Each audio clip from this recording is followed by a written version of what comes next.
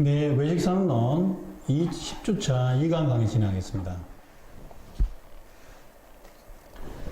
교재는 393페이지입니다. 393페이지.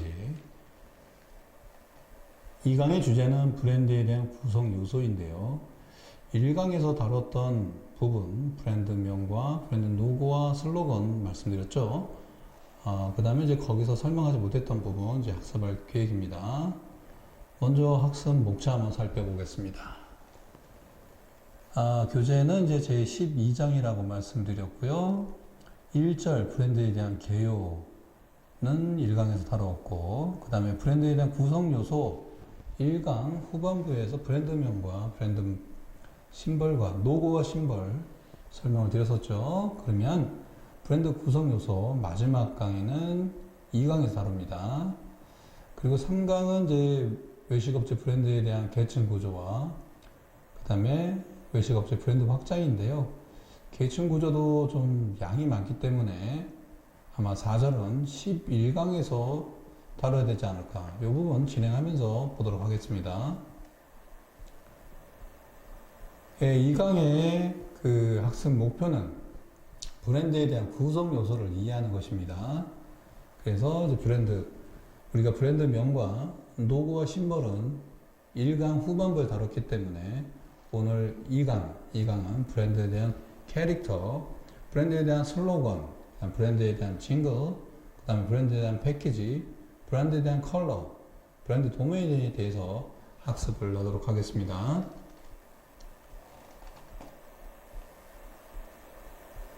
자, 먼저 1강에서 이야기했던 내용 다시 한번 언급을 하고 다시 한번 복습을 하고 그 다음에 브랜드 캐릭터부터 진행하도록 할게요. 우리가 브랜드는 하나의 차별화다라고 이야기를 드렸었죠. 자, 이 브랜드를 구성하고 있는 것이 바로 브랜드 아이덴티티라고 하고 있는데, 이 아이덴티티라고 하는 것은 우리가 정체성이라는 말로 표현해 쓰고 있습니다. 그럼 브랜드에 대한 정체성은 무엇이냐? 이 브랜드를 정체성을 구성하고 있는 구성 요소가 있습니다. 그래서 이것을 우리가 브랜드 아이덴티티 구성 요소다라고 이야기하고 있는 거죠. 이 브랜드 아이덴티티를 소비자에게 전달하고 표현하는 여러 가지 요소, 그리고 이 브랜드 아이덴티티를 개발하여 공통적으로 창의성, 기억성, 수용성, 세계화, 연상성 등을 고려해서 개발해야 된다고 말씀드렸는데요. 이 브랜드 아이덴티티를 구성하는 대표적인 요소는 총 8가지가 있습니다. 그 중에 브랜드 네임과 브랜드 로고와 심벌 마크는 1강에 다뤘고, 오늘 이야기할 내용은 바로 브랜드에 대한 캐릭터, 브랜드에 대한 슬로건, 브랜드에 대한 징글, 브랜드에 대한 패키지, 브랜드에 대한 컬러, 브랜드 도메인, 이 부분 외식업체를 기준으로 해서 학습을 하겠습니다. 그럼 먼저 브랜드 캐릭터 학습하도록 할게요. 우리가 이제 캐릭터 많은 표현을 쓰죠, 여러분. 여러분이 좋아하는, 또 어린이들이 좋아하는 캐릭터들이 다 있죠. 이 캐릭터를 통해서 상호명도 만들기도 합니다. 브랜드 캐릭터는 브랜드 심벌의 특별한 형태, 즉 동물을 의인화하거나 사람을 직접 형상화한 또 다른 형태의 브랜드 심벌이죠. 자, 우리 KFC는 브랜드 캐릭터가 뭐죠, 여러분? 예, 할아버지죠. 샌더슨 할아버지. 창업주 할아버지에 대한 것을 이제 캐릭터로 두었고, 근데 왠지 친근하지 않습니까? 그 다음에 이제 그 맥도날드는 피에로 아저씨, 피에로. 뭐 이런 부분들이 이제 그 브랜드 캐릭터의 대표적인 예입니다. 이 브랜드 캐릭터는 인간적 성격이나 그 다음에 실생활의 특성 등과 같이 특수한 유형의 브랜드 심벌을 모사하는 역할을 하고요. 그리고 브랜드 캐릭터는 전통적으로 광고나 패키지 디자인을 통해서 소개되어서 소비자나 일반 대중의 눈길과 관심을 유발시킵니다. 그렇죠.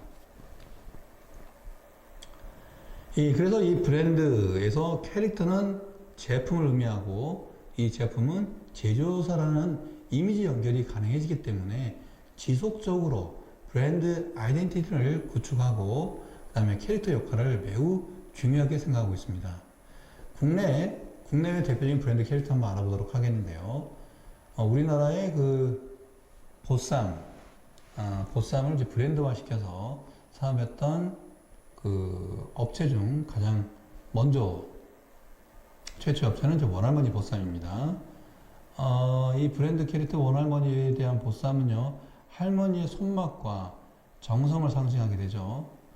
그 다음에 이제 조마루 감자탕이 있는데요. 이 부천에 있습니다. 부천에 가게 되면 부천시 조마루길이라고 있을 정도로, 부천시를 대표하는 이 외식 프랜차이즈 기업인데요.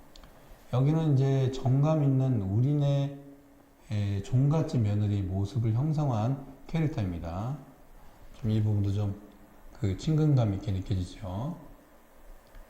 여기 보게 되면 이제 이 맥도날드 보도록 할게요. 맥도날드는 이제 그 마스코트인 어릿광대 캐릭터를 하고 있죠. 그 다음에 이제 가족 간의 행복, 사랑, 즐거움을 가장 잘 나타낼 수 있도록 하기 위한 그런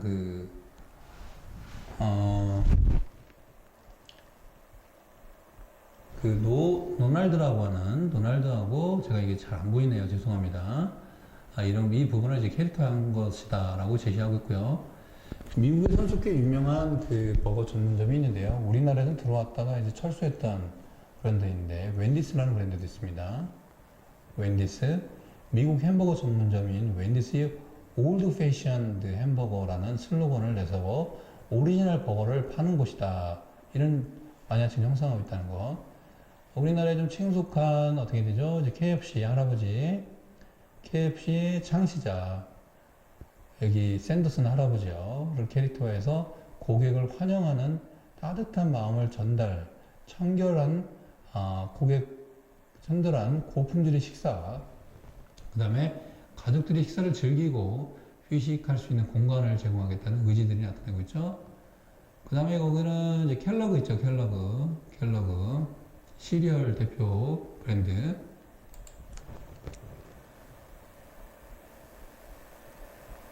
다음은 이제 브랜드 슬로건 알아보도록 하겠습니다.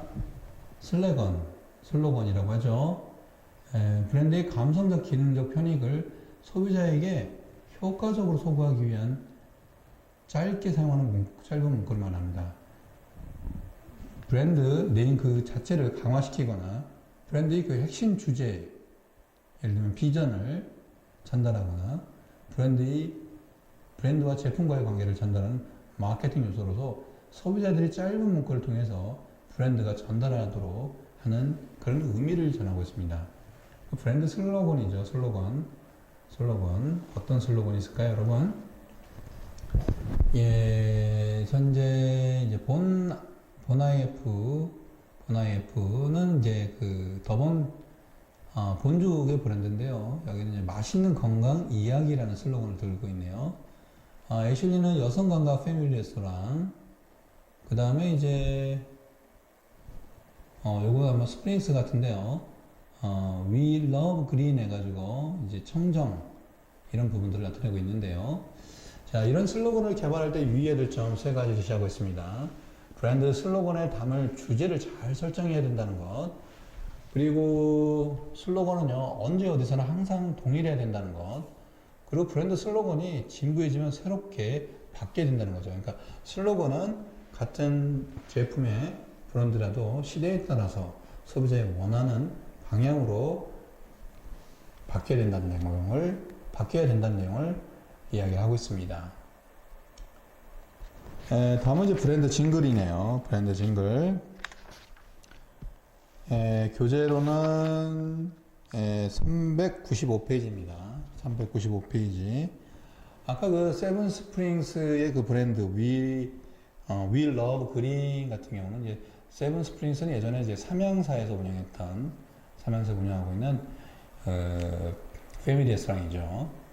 자, 브랜드 징글 다뤄보도록 하겠습니다. 자, 브랜드 징글은 음악적 전달 수단을 의미하는데요. 소비자나 대중에게 브랜드를 알리려는 음악적 전달 수단을 말합니다. 그래서 재미있고 유쾌한 브랜드 징글은요, 음악적 리듬이나 가사를 통해서 청취자인 소비자의 청각을 자극하고요, 기억 속에 오래 남게 되므로 브랜드 인지도를 높이고 브랜드 연상을 촉발시키게 됩니다.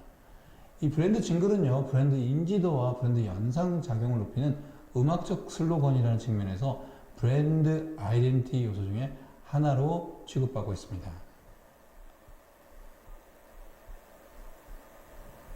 자, 외식업체 브랜드 증설 사례가 나타나고 있는데, 패스트푸드 중에 맥도날드 보게 되면 맥도날드의 이제 광고의 마지막 부분에 징글을 이제 사용하고 있죠. 그 다음에 이제 KFC 치킨이 생각날 땐 이 슬로건 다음에요. 광고 마지막 부분에 징글이 사용하고 있습니다. KFC 이런 거 있지 않습니까? 롯데리아도 이제 사용하고 있죠. 광고 마지막에 롯데리아 이렇게 브랜드명을 노래와 음악으로 마지막 소비자에게 징글을 사용하고 있다는 거. 이 외에도 뭐 빕스나 뭐 아웃백 스테이크하우스, 파리바게뜨 등등에서도 브랜드 광고를 할 때 브랜드 징글을 사용하고 있다 정도 보시게 되면 더 효과적으로 브랜딩을 연상시키고 전달시킬 수 있는 그런 기능적인 역할을 하고 있다 이렇게 이해하시면 될 것 같습니다. 자, 다음은 브랜드 패키지인데요. 브랜드 패키지 교재에서 396페이지입니다. 브랜드 캐치지라는 것은요, 이게 그 패키지 하나의 여러 가지로 이제 구성되어 있는 것을 말하는데, 이 생산에서 소비까지 또는 유통에서 내용물인 제품을 보호해주는 기능을 가지고요. 그리고 동시에 그 기능이 확대되어서 소비자와 소비자, 제조자와 소비자를 연결시켜주는 촉매저로서 커뮤니케이션 역할을 한다는 것에서 중요하다. 이 패키지 디자인은요, 제품 내용의 성격이나 특징을 확실히 보여주고요. 그 다음에 그 시장의 경기 및 환경 변화에 신속하게 대처하는 디자인을 요구받게 되고요. 또한 패키지 표면의 표현이나 표기되는 모든 요소들은요, 시각적으로 명료성과 신미성을 가져야 하고 제품의 신분을 알려주는 전달성의 기능도 하고 있고 중요하다라고 말씀을 드립니다. 패키지 디자인이요, 현대 마케팅 관리에서 중요한 이미지를 가지는 것은요, 그 자체가 전달 매체로서 상품 판매에 큰 역할을 한다는 데 의의가 있다는 것입니다. 패키지 디자인의 시각적 요소들은 제각기 독특한 표현 형식과 효과를 가지고 있어 제품의 정보와 특징을 시각화시켜서 표현하고 있고, 그것의 상호관계가 형성하는 시각적 효과는 특징적 이미지를 구성시켜 가고 있다는 것이죠. 그래서 베스킨라빈스의 패키지 다 이게 뭐 어떻게 돼요? 하나의 마케팅 그 차원에서 관리되고 그 다음에 그렇게 해서 디자인되고 있다는 것을 알 수 있습니다. 이 패키지 디자인을 구성하는 요소에는요, 네이밍이나 브랜드 로고, 그 다음에 색채, 캐릭터, 그 다음에 타이포그래퍼, 이제 글씨체를 말하는 거죠. 그 다음에 이제 레이아웃이나 일러스트레이션, 그 다음에 패키지 디자인이 7대 요소로 구성이 되는데, 예를 들면 이제 여기 그 피자헛의 패키지, 그 다음에 아웃백 스테이크하우스의 패키지, 그 다음에 애슐리나 비비고 건죽, 이게 다 어떻게 돼요? 이런 패키지들이 이제 이런 그 디자인 구성 요소를 가지고서 이제 구성이 된다는 것. 디자인 요소를 가지고 지금 얘기했다시피 네이밍, 브랜드 로고나 색채, 캐릭터, 타이포그래퍼, 그다음에 레이아웃이나 일러스트레이션, 그다음에 그 패키지 디자인 등 이게 요소가 구성이 돼서 만들어진 것이다. 이 정도로 이해하시면 될 것 같아요. 자, 여기는 이제 베스킨라빈스, 이게 던킨 도너츠네요. 여러분, 던킨 도너츠에 이제 보게 되면 이 박스 보이죠, 여러분? 여기 이제 그 던킨 도너츠 로고가 들어가 있고, 던킨 도너츠의 다양한 메뉴를 골라 담을 수 있는, 던킨 버라이어티 팩이라고 이런 이미지를 주고 있고요. 따로 쇼핑백이 필요 없는 손잡이가 있는 종이 박스 형태로 되어 있다는 거. 박스 겉면에 어떻게 돼요? 다양한 디자인이 프린팅이 되어 있다는 것으로 이제 브랜드 패키징이 되어 있다는 것 말씀드리죠. 그 다음에 여기 이제 파리바게뜨 가게 되면 네, 커피가 이런 그 케이스에 담아줍니다. 커피컵인데, 그러면 커피 홀더가 이제 이렇게 줄무늬 있는 청색으로, 군청색으로 이제 그 파리바게트의 그 이미지 로고 비슷하죠. 그래서 이걸 들고 있으면, 아, 저거 파리바게트의 제품이다. 직접 마셔보면 이게 기억이 됩니다. 그래서 이탈리아 세계적인 디자이너 스테파노 지오반노니가 이제 디자인한 것인데요. 이 파리바게트의 테이크아웃 커피 용기, 파리바게트 특유의 파란색을 모토로 해가지고 마린쿡의 파란 모자를 쓴 귀여운 컵 디자인의 눈길을 이제 끌고 있다는 것입니다. 그 다음에 여기 이제 누들박스인데요. 태국의 팟타이를 비롯한 아시아 각국에 널려 사랑받고 있는 대중성이 입증된 볶음 쌀국수를 주문한 후 3분 이내로 조리하여 감각적인 종이 박스에 담아주는데요. 이 누들박스 이미지도 이제 브랜드 패키지의 하나의 예의다. 이렇게 이해하시면 될 것 같습니다. 자, 다음은 이제 브랜드 컬러네요. 브랜드 컬러. 브랜드 컬러는 이제 브랜드 아이덴티티를 강화시키거나 커뮤니케이션 하는데 중요한 역할을 끼치고요. 그 다음에 이제 그 제품 자체에 대한 인지도에 영향을 준다는 점에서 중요한 브랜드 아이덴티티 요소 중 하나다. 이렇게 이야기할 수 있겠습니다. 특히 색채는 식욕과 음식의 신선도와 관련이 높아 특정 색채는요, 식욕과 신선도를 높이기도 하고 그 반대작용도 하기도 합니다. 그래서 요거는 또 레스토랑 경영론에서 또 메뉴 디자인할 때 또는 메뉴 관리론에서 메뉴판 디자인할 때 이 브랜드 컬러 아주 중요하게 또 다루고 있는 부분입니다. 음식의 색채, 그게 이제 식욕과 상당히 식욕과 신선도 매우 관련이 높기 때문이죠. 표 12-2에서 보게 되면요, 일반적으로 빨강, 그 다음에 주황색 계통은요, 낮은 색은 주황색 계통은요, 식욕을 떨어뜨리고, 죄송합니다. 이게 좀 문구가 뭔가 잘못되어 있는데 한번 브랜드 컬러에서 이거 잘못됐습니다. 여기에는 이제 제가 여러분 그 강의 노트에는 수정해서 좀 올려드릴게요. 빨강과 주황 계통은요, 주황 계통은 식욕을 왕성하게 만들어주고요. 그 다음에 이제 그 연두색, 그 다음에 연한 파란색, 연한 자주색과 같이 채도가 낮은 색은요, 그런 색들은 또 식욕을 떨어뜨려요. 그래서 요게 잘못됐다는 점, 요거는 여러분의 그 강의 노트에는 좀 바꿔드리도록 하겠습니다. 특히 이제 파란색은요, 식욕을 전혀 느낄 수 없게 만든다고 합니다. 그렇기 때문에 외식업체 중에 빨강색과 주황색, 초록색을 사용하는 경우가 많은 것은 이런 부분을 주고 있습니다. 여러분 혹시 그래서 이제 식욕을 떨어뜨리려고 하려면 어떻게 되냐? 컵을 어떻게 돼요? 음식 접시를 파란색으로, 아주 파란색으로 하게 되면 식욕이 땡기지 않습니다. 다이어트 하는데 도움이 좀 많이 될 수 있겠죠. 여기 표 12-2에서 보게 되면 빨강색은 식욕을 왕성시키고 주황색은 식욕을 최대 왕성시킵니다. 그런데 노란색은 어떻게 돼요? 노란색은 식욕을 감퇴시켜요. 그리고 연두색은 식욕을 미약하게 하는데 초록색은 어떻게 돼요? 신선함을 나타내면서 식욕을 높여주지만 어떻게 돼요? 파란색은 식욕을 감퇴시킵니다. 이 부분은 이제 그 색채 심리학 마케팅에서 나왔던 내용이고요. 사업장에서는 영업장에서 이제 그 디자인할 때 이런 부분들을 많이 활용하고 있다는 것 참조해 주시기 바랍니다.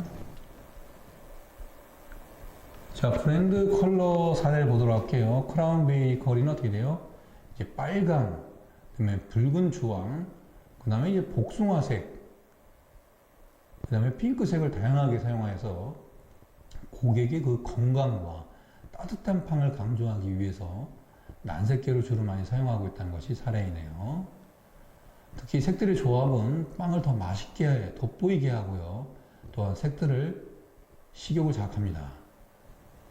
다음은 뚜레쥬를 보겠는데요. 뚜레쥬는 이제 그 그린색을 좀 많이 썼죠. 그래서 자연 친화적이고 편안한 느낌을 주기 위해서 초록색과 그다음에 벽돌을 기본으로 한 매장 내 인테리어를 꾸몄다는 것.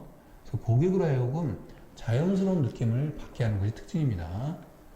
그래서 여기는 이제 초록색.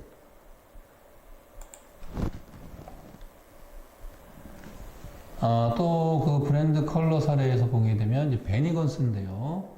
베니건스는 초록색을 사용했었죠. 그래서 마음에 편안함을 주는 색이고 안정감, 그 다음에 자연스럽고 무게감이 있고요. 그 다음에 신선하고 생동감 있는 색으로 표현하고 있고요. 빕스는 이제 매장에 들어섰을 때 초록색이 맞는 이미지를 갖추고 있고 또한 샐러드 바에는 신선한 야채들로 더욱 초록색이 강조시키고 있다는 것. 여기 교재에서는 이제 뭐 베니건스 사례인데 이제 빕스라는 내용이 나왔네요. 조금 말이 맞진 않습니다만 이 색깔이 전해주는 정도만 이해하면 될 것 같습니다.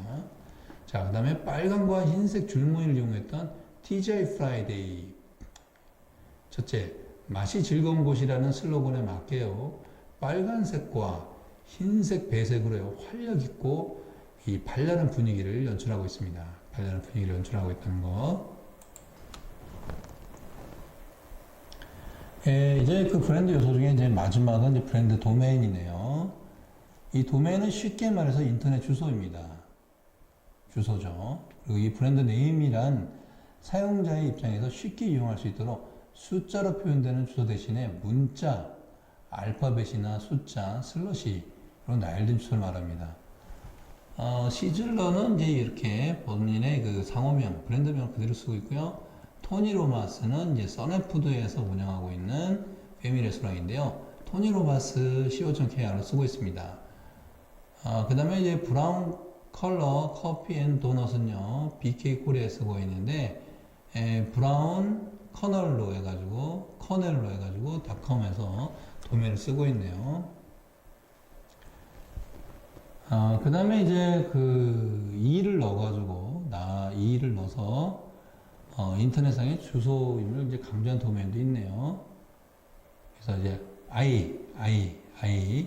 여기 이제 i나 e를 넣어가지고 i빕스나 또는 스타벅스나 또는 뭐 다빈치 커피나 또는 글로벌 브랜드에서 코리아를 써서 커피빈 코리아에서 커피빈 코리아.com 그 다음에 KFC 코리아.com 뭐 이거는 뭐죠? 오봉땡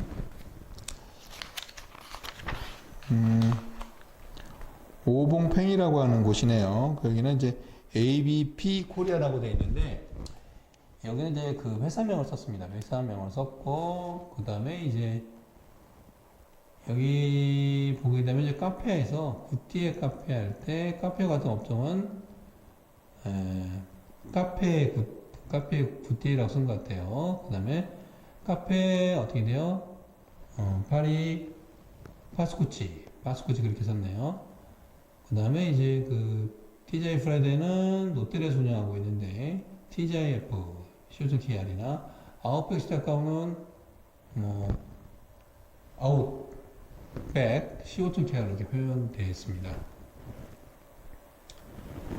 지금까지 내용 다시 한번 그 정리를 하게 되면요. 브랜드 아이덴티티 구성 요소에는요.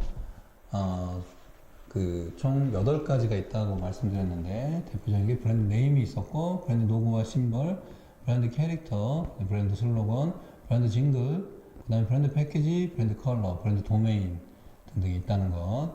그리고 브랜드 캐릭터는 이제 그 브랜드 심벌의 특별한 형태로서 동물을 의인화하거나 사람을 직접 형상화한 또 다른 형태의 브랜드 심벌을 이야기했고요. 그 다음에 이제 브랜드 슬로건은 브랜드의 감각적 기능적 편익을 소비자에게 효과적으로 소구하기 위해서 사용하는 짧은 문구다라는 것. 그리고 이제 브랜드 징글은 소비자나 대중에게 브랜드를 알리는 음악적 전달 수단이라고 말씀드립니다. 그리고 브랜드 패키지는 생산에서 소비까지 유통 과정에서 내용물인 제품을 보호하기 위한 기능, 그리고 그 기능이 확대되어 제조사와 소비자 연결해주는 촉매제로서 커뮤니케이션. 그러니까 하나의 패키지 상품을 말하는 거죠. 패키지. 그 다음에 브랜드 컬러는 브랜드 아이덴티티를 강화시키는 커뮤니케이션인데 매우 중요한 요소이다.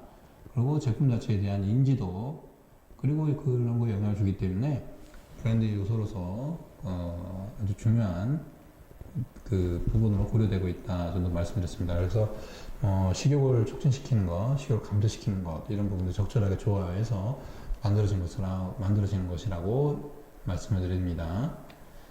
자, 그러면 또 브랜드 도메인은 이제 그 인터넷 주소라는 것. 자, 그 다음에 이제 그 3강에서는요, 외식업체의 브랜드 계층 구조에 대해서 알아보도록 하겠습니다. 시간이 되면 브랜드 확장까지 나가도록 하고요. 그러면 10분 쉬고, 잠시 후에 뵙겠습니다, 여러분. 고생했습니다.